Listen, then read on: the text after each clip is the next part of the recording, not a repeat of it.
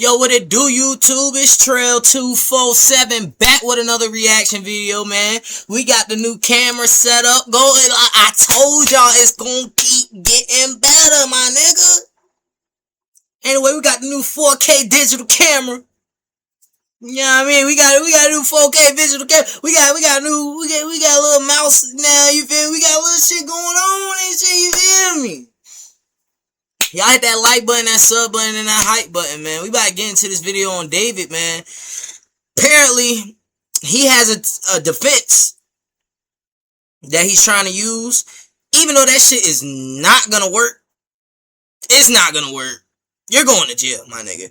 Anyway, we about to see what his defense is, man. What his bitch is.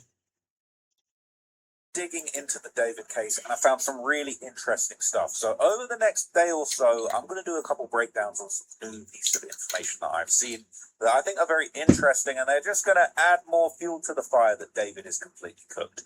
But as I'm digging deeper and I'm finding a lot of interesting things, I'm still putting a few clues together, but it's looking so obvious to me that this guy is completely finished. There's a lot of people that he's cooked, wondering, well, what on earth fried chicken is David going to say when it comes to defense? How the hell is this guy going to try and defend himself? He's pled not guilty.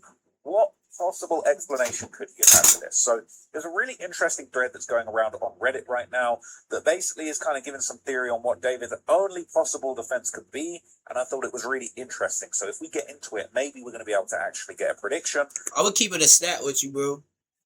Just don't get it out of this, my nigga. You're cooked just like Sean Gathright on the Fulio case and on the Young Dolph case. You're cooked, my dude. You might be more cooked for them than them, because at least they got to live their life. They ain't get the death penalty. You, David, Mr. D4VD, death penalty.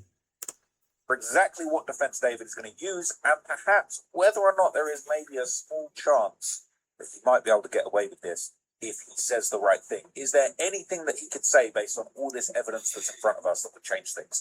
I'm not rooting for David. I think he's a scumbag, and I think he's cooked. But I think it would be worth thinking about these things. So is your nails painted, Finn? So this is David's only defense. Said, I think his defense team and their wording is kind of telling. They didn't address any other allegations, only the murder part. They said he did not murder Celeste and was not the cause of her death. To me, that sounds like they might not be arguing that he had nothing to do with anything. It sounds more like they may be arguing that he did not cause her death. My theory is they might say she overdosed or died some other way first, considering they found drugs in her system. Yeah, that's probably what they're going to go for. This original poster that's definitely what has the information. There's been a lot of debate about drugs and alcohol in the system, inconclusive. She might have been prescribed Ritalin. The meth, right? She might have had Adderall, Ritalin legally prescribed. But the alcohol could have been explained by the decomposition process rather than actually, you know, her being drunk. The fact that she was getting a 15-year-old drunk, bro. With that theory that she OD'd or died some other way, and that he panicked because of the relationship with the minor and tried to get rid of the body. That would explain why they're focusing on cause of death. They could basically argue he might be guilty of something, but not murder, PDF charges, alright? So obviously the problem with that argument is the medical examiner ruled her death as a homicide from penetrating injuries, so the defense would probably have to argue those injuries happened after she was already dead. I'm not saying this is what happened, but I'm just saying the defense's wording makes me think that they're going to attack causation. Yeah, of course so they are. Manner of death was homicide and caused stab wounds. He stabbed her? And then they're saying the defense's own forensic team might argue against that, considering the body was severely decomposed. I think it raises caution as to the findings being 100% concrete. But he was saying, I think that would be a tough and dangerous boat for the defense to row into court. If the prosecution has even one witness say that the drugs found in Celeste's system were from David or his own drug suppliers, it will blow up in their face. The medical examiner can show slides of knife cut marks on her ribcage. Time of death could be disputed. Juries are reluctant to impugn a sick medical examiner in favour of a hired expert, but there are Uber records showing her arrival at his house. Then there's all the evidence related to his purchase of chainsaws, body bag, blue ball, same plastic found in the post-mortem cut wounds. It tells a gruesome story. Look, the fact that he bought all of this shit right after she died, it's like, okay, if you was gonna do all that, why didn't you just do it the day you bought this shit or some shit? Or the day it came, like, what the fuck? You bought a burn cage? Man, it's like I feel like he was trying to get away with it, but he didn't care about getting caught at the same time. You feel what I'm saying? Like, I don't think he gave a fuck about getting caught for real, bro. If anyone else was at David's house committing this heinous crime, he'll need to get It's on no the way. stand and say so. So somebody's saying that's what the defense is going to argue. I'm not a forensic expert. Don't know what they'll try and explain. I don't know how they'll try and explain the way the penetrating wounds and how they had a smooth and ovular shape were. But I've heard forensic experts indicate that based on her decomposition, it's going to be very difficult to know for certain that she didn't overdose. And it's really going to come down to how much faith the jury has in the lab. It's because of my job. I'll be interested to see if anything is made of this. So this is the accreditation mark on the toxicology report. I have an appreciation for its significance. I'm curious to hear testimony. Mark means that a US accredited body confirmed the lab conforms to an international standard. So I'm wondering if they're going to verify all the work that was performed in the toxicology was covered under the scope of accreditation, if there's been any history. So basically, this is saying that they're going to try and get records and potentially actually poke holes My phone reading in it. the credibility of the post-mortem examination. It says, will the defense try and impeach their credibility by looking into their accreditation and audit? If the toxicology report comes back and it says was covered under the scope of accretion, man, I just feel like on some real shit. If the toxicology report come back and it say she had any type of alcohol in her system, anything like that, you're going to jail, bro. You're going to jail for getting a 15-year-old drunk. It don't matter. Like, regardless, you're going to jail. If you don't get caught for this murder, you're going to jail for killing this even dating this 15-year-old and being around her and giving her alcohol and shit. Like, results. They have an expert witness review the results from their audits in a recent accreditation cycle to see if there's anything to concern regarding certain patterns of non-conformance. Will the defense subpoena records from internal audits and management review? Just file that under more examples of shit that Holio Bun gets excited for that no one else cares about. Okay, interesting. So, someone's saying, I think the medical examiner was able to determine she was stabbed at ante-mortem. Maybe the defense will hire their own experts to dispute the autopsy results, but they will be grasping at straws. The whole evidence is absolutely damning, pretty straightforward case. For sure. Every case seems straightforward before the defense gets involved. Defense or prosecutors always present their own experts. So it seems like a lot of people are thinking, all right, let me just break this down for you guys, because I think this is really, really interesting. And I already get it. This thread is giving me some of the clearest indications for how I think, just in my personal experience from covering criminal trials related to famous people, how this is going to go down, in my opinion. I think that they're going to clutch at straws. I think if David's legal team don't drop him after finding out all that information, I think they might only have straws to clutch at, might not have a hand to reach out for. Yeah. But, they're going to clutch at these straws. I think what will probably happen is that, like, chances are, I don't think the prosecution are going to offer anything other than just straight, you can plead guilty to murder and not get the death penalty. I wonder if David, deep down, whether he would take a plea if he could admit to the PDF charges but get off on the murder. Now, as somebody that's following this case so closely, I know based on the evidence that he's cooked. He's cooked. The prosecution, it's not like, it's a bit of a could go either way. The prosecution maybe will knock him down to manslaughter. It's so obvious, based on the evidence, that he allegedly killed her, bro. Murdered this girl. But basically, I think that he doesn't really have any options, so he's going to clutch some straws. What I think he is hoping to come out of the other side of this, they're not going to dispute the PDF charges, even though they don't have any offer on the table. Like, if they were in a better position and the evidence wasn't so damning, they might be able to go to the prosecution. So basically saying they're not going to go the PDF route. They're going to just try to slam dunk, get him on the murder. But I don't think they should do that. I think they should try to get him on the murder. If the murder doesn't work, get him on the PDF shit. What are we talking about? And say, look, you drop the murder, we'll plead down to the PDF charges. We'll take a big bunch of years on those. We'll save the state a massive, expensive trial.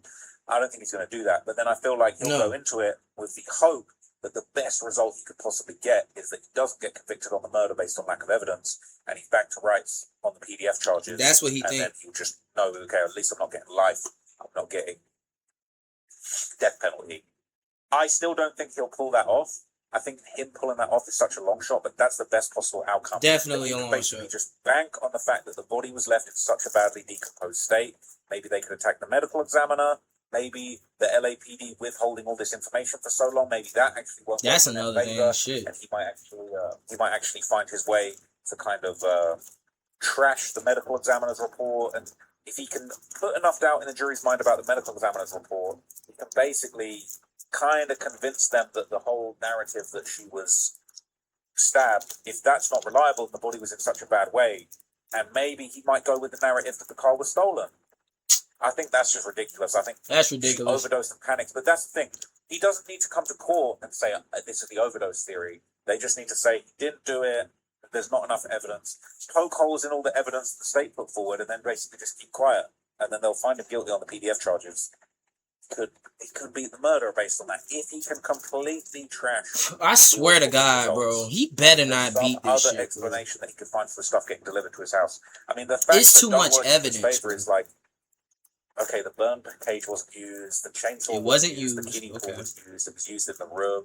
But again, it's like he could get charged with the desecrating the corpse. But again, if they can't prove the murder. If the stab wounds that the autopsy have revealed, somehow he manages to finesse it that that's not allowed, might be able to beat the murder. And then it's like, okay, well, the chainsaw, you can prove he chopped up the body, you can't prove he did the murder. You can prove he brought her to the house, you can't prove he did the murder. But I think there's so much premeditation in there that I just think bro, there's always a chance. So if they let him go, bro, I'm gonna be so mad. Experts. I swear, bro. Some people saying the defense sometimes presents little to no witnesses at all, fearing they could end up in a deeper hole. The best defense here would be the some other guy defense, but they would have to name him and have some evidence or non-expert witnesses to place him or her at the murder scene. Someone very close to David and with access to Celeste that night and to the Tesla afterwards. Someone using David's credit card to order the cleanup and dismemberment equipment. Someone who drove the Tesla more than once to Lake Kahuma and doesn't the Tesla have cameras. Saying that, look, there ain't no way, right? So some other guy did it, a guy that knew Celeste was on her way to David's house, and then was able to snatch her up before arriving to David's house, then dropped the body in David's trunk, and logged into his accounts and ordered a shovel, 2 chainsaws, body bags, burn page, and equipment.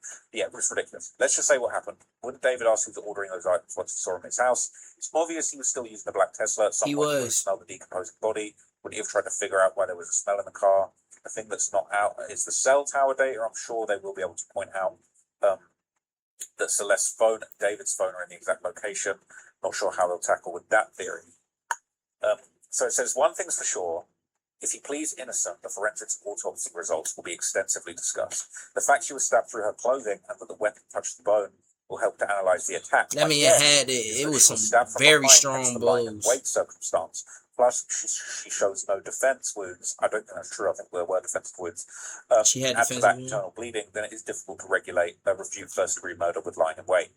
Lying in wait means it's planned and coordinated. Okay, we get just. Let's see a big thread of information. So the problem is I think it can be proved whether or not the wounds were caused before or after her death. So it seems like a weak defense. So she had internal bleeding from a cut to her liver. If you die from an overdose, it's not possible to bleed after you die. Yeah, forensic pathologists can easily distinguish between an injury inflicted before death, antemortem, or one inflicted after death, post-mortem, and examining how the wound bled. So that is true, but if they can somehow cast enough doubt into the autopsy that the jury don't see it as credible, then he might actually. And look, that's a fact. Look, the coroner. So agree. This comment right here. It say the coroner can tell whether the person was alive when stabbed. The best route would be to claim the trace amounts of drugs, none of them at a level to be lethal, that killed her, to introduce reasonable doubt. Either dismemberment or essay allegations, so it seems they'll just focus on cause of death. Maybe they say she got the injuries post-mortem, but then why would anyone stab a dead body? Makes no sense unless they're blaming someone else. Most likely scenario is they try and cast as much doubt as possible without she couldn't have been dead. Like, says the coroner can tell whether the person was still alive. All right, don't go around that in circles. So it says there's no defense for all of this. There just isn't. I also think they have enough digital evidence to put the puzzle pieces together for any jury. He says, well, he is going to try something. He isn't going to go in there and say, I did it. He says, Blair Burke made this statement before discovery. Now she has all the damning evidence in her hand. She might advise him to plead guilty and mental health disorder or drug-induced psychotic episode. That's what he gonna do, probably, most likely. Go the crazy route. A free man around 50 years old. Because he's crazy. It says, I doubt the DA will even offer a plea deal in this. They have alleged special circumstances. If any plea deal is done, it would be to taking the death penalty off the table. California hasn't executed anyone since the early 2000s. So to me, that would be an obvious thing to give away. They're definitely not giving up parole. No way. Hence why I think him fighting the murder makes sense. If you're getting life without parole, you might as well go out swinging. Man. People saying the only acceptable plea will be life without parole. He never needs to walk among the population again. Facts. Says, I think once it gets going, all the evidence is laid out, he'll take a plea. He's not going to want everyone. Bro, of course he's going to take a plea, bro. Like, that's not really what it is. I'm thinking, fuck a plea deal. Don't give him a plea deal. Give him, nigga, you either about to get life in jail or you're gonna get on death row. That simple. It shouldn't be no, like, confusion with this shit, for real. You know? Why the fuck is it so much confusion? Parents. It says you are right. The defense, when there will be a trial at all, will come up with a strategy either to just dig holes into the story, evidence, or timeline of the prosecution, or they actually will present their own story. I think it's possible they say that Burke stabbed her because they were fighting and he lost control or whatever. Then he felt guilty and tried to get rid of her body but couldn't success. Because he felt so guilty or anxious, blah, blah, blah. Or another story, just to get rid of the first-degree murder to second-degree murder or something else. Besides Blair Burke, he has another lawyer on the team that's actually helped a client go from first-degree murder to manslaughter. You can Google it if you're interested. I'm not sure if they're going to do the Should I look story. that up? Personally, I don't think they will. At the end, when there's a trial, I don't expect Burke to pay for a Lori Vallow defense. You can do that with cheaper lawyers. That's a good point. I thought of that too, considering they have Celeste on video yelling and being aggressive towards her neighbors. That could work. I did see that video too. Not gonna lie, when I seen that video, I was like, damn, she was a lot to handle. Obviously, she was a lot to handle. But, bro, I'm talking about like on the parent side, bro. Like, because she was in Lake Elsinore the day that they had that conversation with her neighbors and shit. Look, her parents, it was obvious she was drinking then. She was drunk.